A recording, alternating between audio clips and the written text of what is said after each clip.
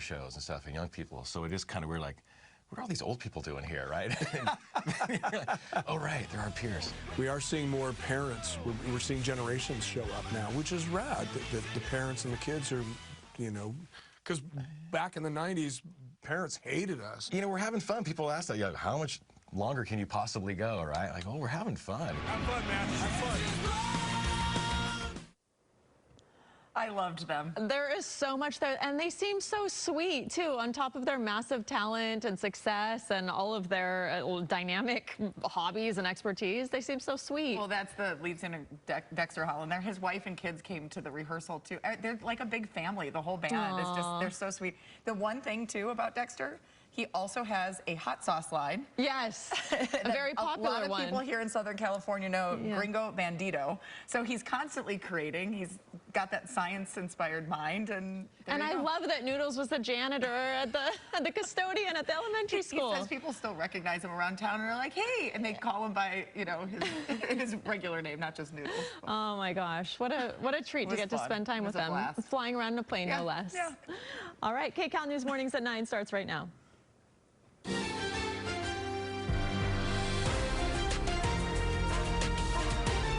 This is Kcal News Mornings.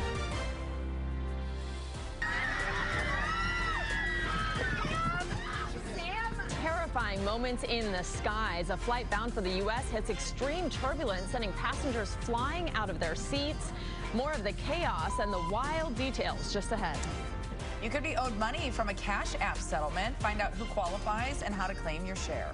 Still to come, everyone's favorite tinsel tune, All I Want for Christmas, has been dethroned as the top holiday song this week. Find out who gave Mariah Carey the boot for the #1 spot on iTunes. I have a hint for you. We talked about it in Coffee Break not that long ago. Okay. Yeah. So hope everyone was paying attention. Regular viewers, tune in. Taking a live look outside right now. It's a Friday. Everyone's happy about that. The roads look pretty clear downtown and a little chilly out there. You are watching Kcal News Mornings at 9. Today is Friday, November 15th. I'm Rutabaga Shabazzi. I'm Jamie Yukas. Thanks so much for joining us. Marina Jurica and Amanda Sarantino are both here to fill in for Paul and Kalina this morning with your next weather and next traffic. There's some rain and snow on the radar, and it's kind of blowing my mind. I mean, it's so nice to finally see something on the radar, right? It's our first measurable rainfall in quite some time. It's our first measurable snowfall. And what everyone's going to see, if you're wondering, like, hey, it's sunny where I am right now, what everyone's going to see is the cold. And we are going to continue to get even cooler as this system passes through. So it's an unseasonably cold core low.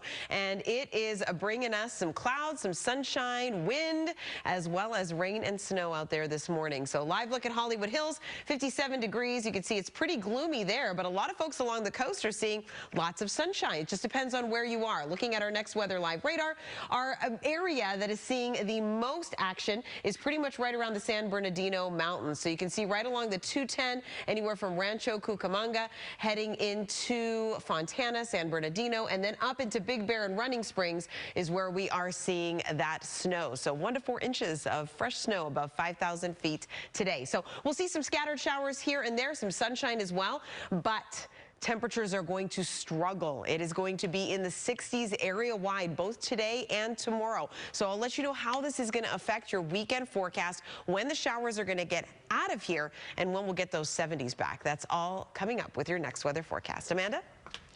All right, Marina, thanks so much. Let's take a look at our roadways. We're going to start with some road work. They're doing some slab repair here on the northbound 101 from Glendale Boulevard to Alvarado. 2 left lanes are closed until 2:30 p.m. It's causing a little bit of a backup here, too. So it's going to take you 39 minutes on the northbound 101 from the 10 to Alvarado. So if you want to try to get around that, again, that's going to go till 2:30. It's already slowing things down. We also have a crash on the westbound 134 at San Fernando Road. The middle lane is blocked and causing some cars to slow down heading into that area. Overall in downtown LA, our usual slowing for a Friday morning. The 405 freeway in the Sepulveda Pass, it's moving pretty slow, but that's what we usually see at this time of day. 26 minutes on the southbound 405 from Roscoe to Sunset to get down that way. Now moving down into the Inland Empire, we do have some commute times for you. 31 minutes on the northbound 215 from Nuevo to University Avenue and 17 minutes to get through the Corona Crawl. Back to you guys.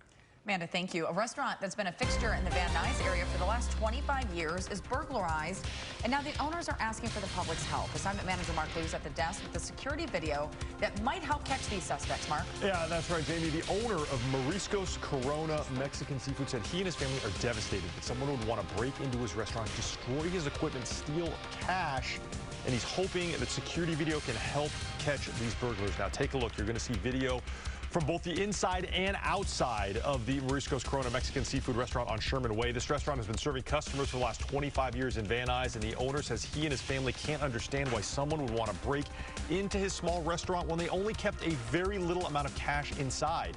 The owner says it was about 3:25 on Wednesday morning that these three burglars, they smashed the glass on the front doors of the business, crept inside.